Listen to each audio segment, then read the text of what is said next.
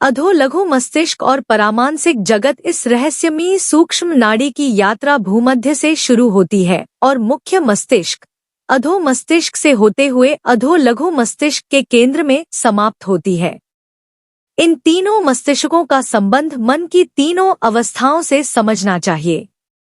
अधो लघु मस्तिष्क के क्षेत्र में 30 लाख ऐसी अति सूक्ष्म कोशिकाएं हैं जो परामानसिक तत्वों को जन्म देती है और जिनका संबंध परामानसिक जगत से बतलाया गया है। परामानसिक जगत क्या है? प्रसंगवश आगे चर्चा की मैंने। संक्षिप्त में यहाँ इतना ही बतला देना आवश्यक है कि आपके जीवन में सब कुछ पूर्व नियोजित है। आपके पूर्वजन्म के अच्छे बुरे कर्मों के परिणाम स्वरूप निर्मित संस्कारों के अनुसार आपके जीवन में शुभ अशुभ घटनाएं घटती है। भयंकर से भी भयंकर दुर्घटनाएं भी घटती हैं।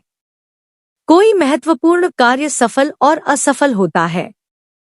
अच्छे बुरे लोगों का साथ भी होता है। कभी दुख तो कभी सुख तो कभी संयोग तो कभी वियोग, सब कुछ पूर्व नियोजित समझना चाहिए। इन सब बातों का अथवा इन सब चीजों का पूर्व निर्माण परामानसिक जगत में हुआ रहता है।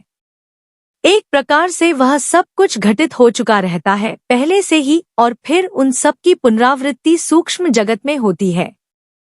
उसके पश्चात आपके जीवन में घटित होती है समयानुसार कालांतर में। इस प्रसंग में यह समझ लेना चाहिए कि इन तीनों के बीच समय का काफी लंबा अंतराल होता है।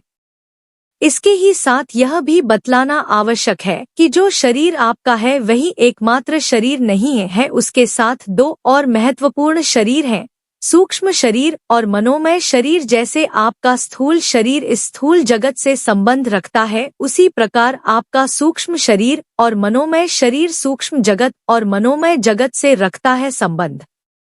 आपके जीवन से संबंधित किसी भी बात का प्रारूप परामानसिक जगत में तैयार हो जाता है, तब वह मनोमय जगत में सर्वप्रथम अवतरित होकर आपके मनोमय शरीर में घटित होता है। उसी प्रकार समयानुसार सूक्ष्म जगत में अवतरित होकर आपके सूक्ष्म शरीर में होता है घटित। तत्पश्चात वह प्रकट होता है आपके जीवन में। यह भी जान लेना चाहिए कि आपके शरीर में जो रोग व्याधि उत्पन्न होती है उसका भी प्रारूप पहले से ही तैयार हुआ रहता है। उसके बाद आपके मनोमय शरीर में वह रोग व्याधि उत्पन्न होती है। फिर कालांतर में सूक्ष्म शरीर में और समयानुसार आपके ग्रहों की स्थिति को देखते हुए उत्पन्न होती है आपके शरीर में। आपको ज्ञात होना चाहिए कि प्रकृति के इसी नियम को कहते हैं नियति। इसी कारण हम जो चाहते हैं वैसा प्रायः होता नहीं, हम जो सोचते हैं वैसा प्रायः होता नहीं, और हम जैसा परिणाम चाहते हैं वैसा परिणाम होता नहीं उपलब्ध। इसी को कहा गया है अज्ञान अथवा माया। लेकिन जो सिद्ध योगी गण हैं वे इस अज्ञान और इस माया के पार होते हैं, नियति के सारे क्रियाकलापों से होते हैं पूर्व परिचित।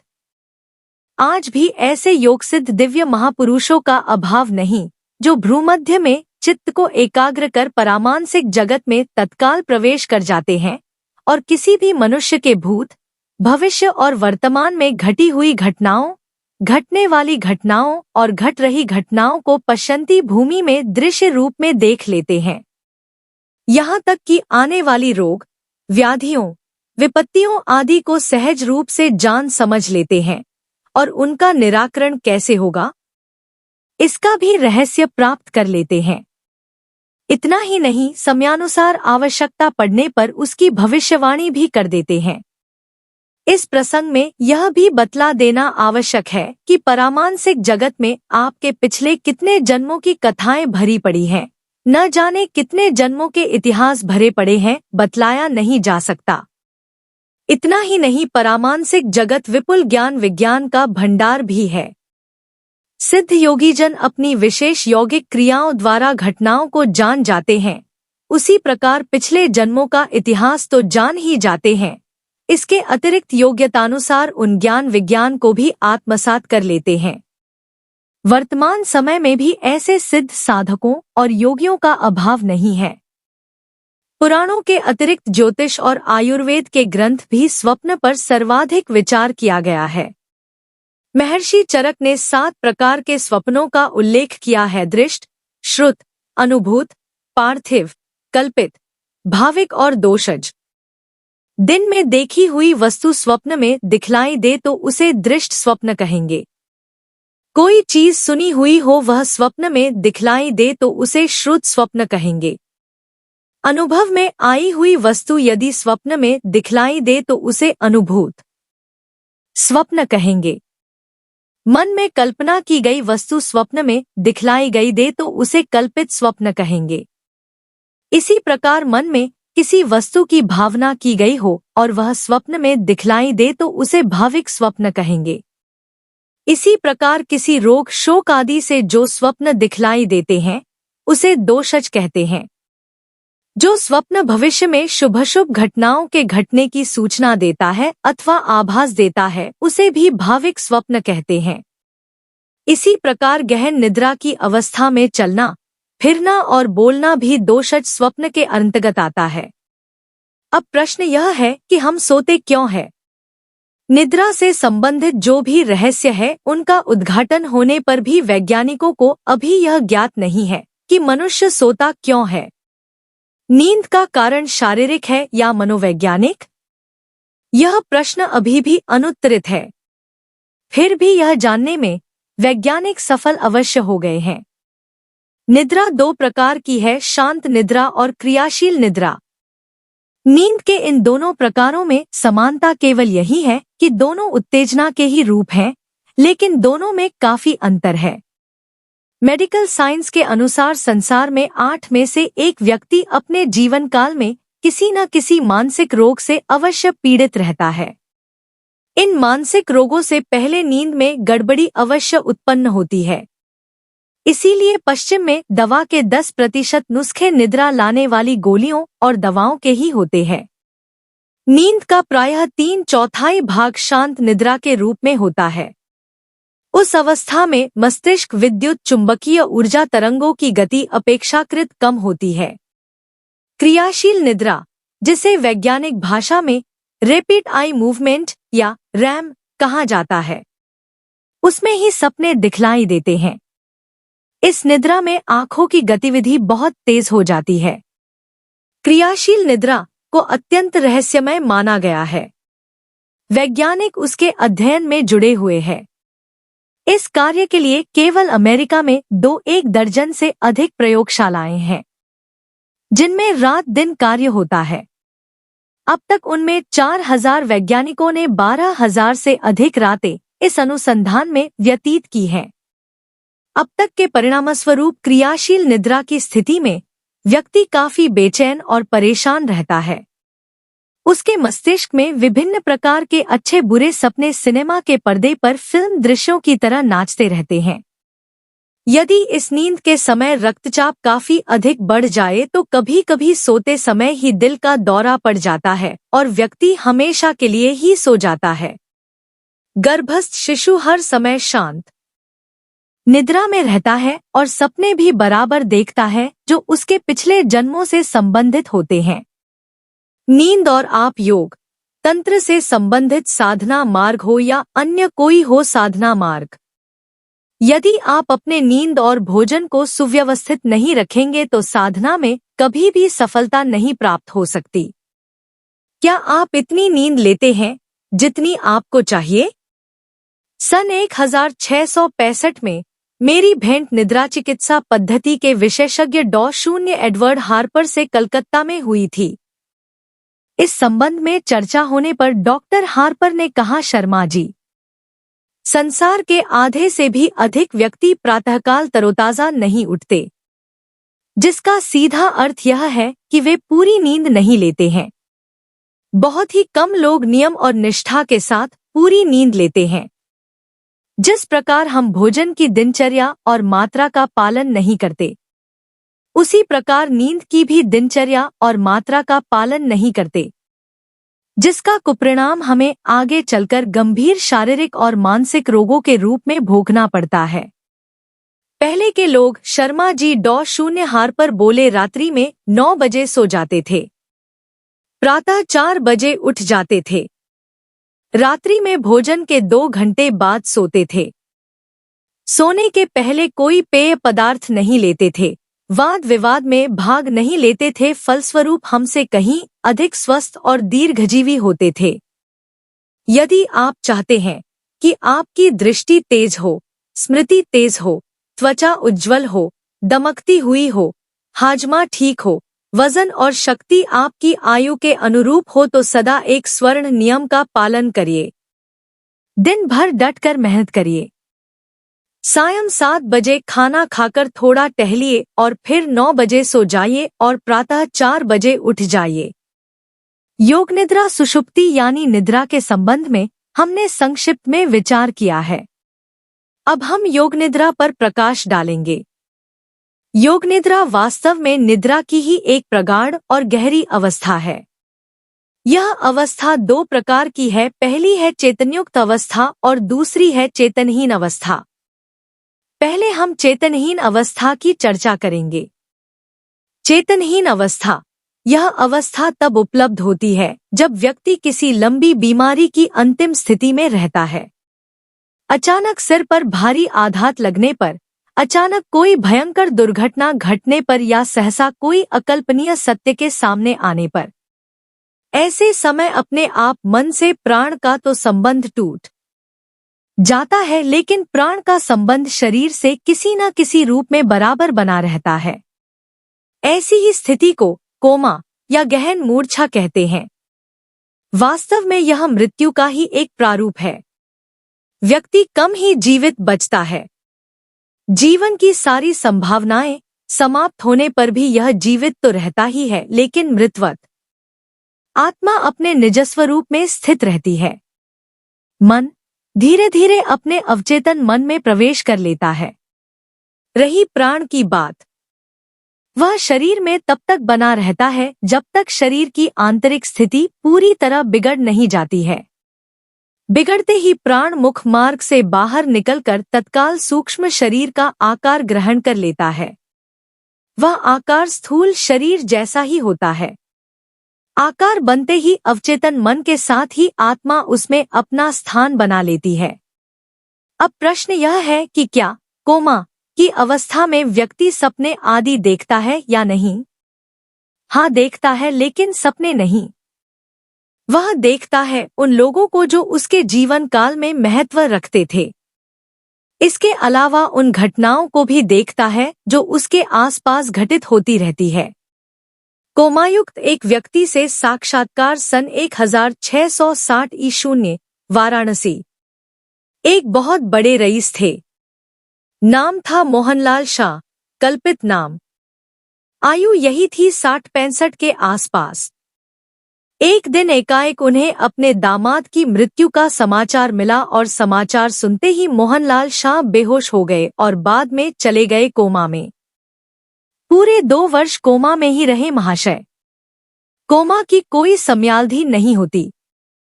कोई कोई तो 7 से 10 वर्ष तक कोमा की स्थिति में रहते हैं।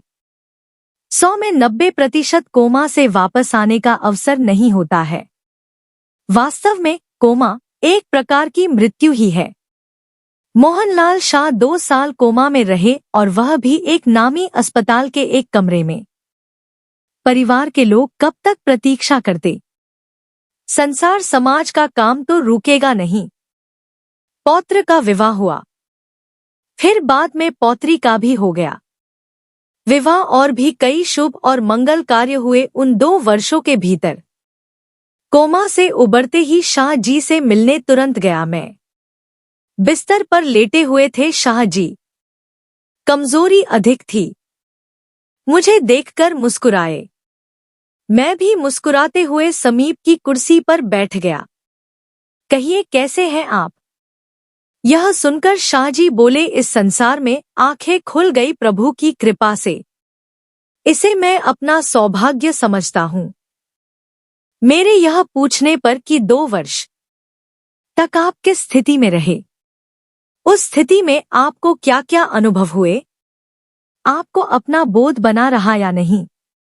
मेरे इस प्रश्न के उत्तर में मोहन शाह ने जो कुछ बतलाया वह परामनोविज्ञान की दृष्टि में अति महत्वपूर्ण था।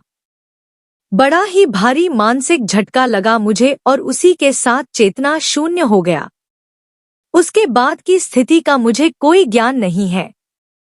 मैं कहाँ था, क्या था और मेरा अस्तित्व किस रूप में था? समझिए, एक प्रकार से मेरा अस्तित्व बोध ही समाप्त हो चुका था। लेकिन पंडित जी, आश्चर्य तो इस बात का है कि अस्तित्व का बोध न रहते हुए भी मैं अपने पौत्र और अपनी पौत्री के विवाह के सभी कार्यक्रमों को बिल्कुल साफ देख रहा था। कौन क्या कर रहा है यह भी बिल्कुल स्पष्ट देख रहा था और उसी के साथ साथ लोगों के विचारों और भावों को भी समझ रहा था। ऐसा लग रहा था कि मुझसे अलग कुछ भी नहीं है। चेतनयुक्त अवस्था, यह अति महत्वपूर्ण अवस्था है।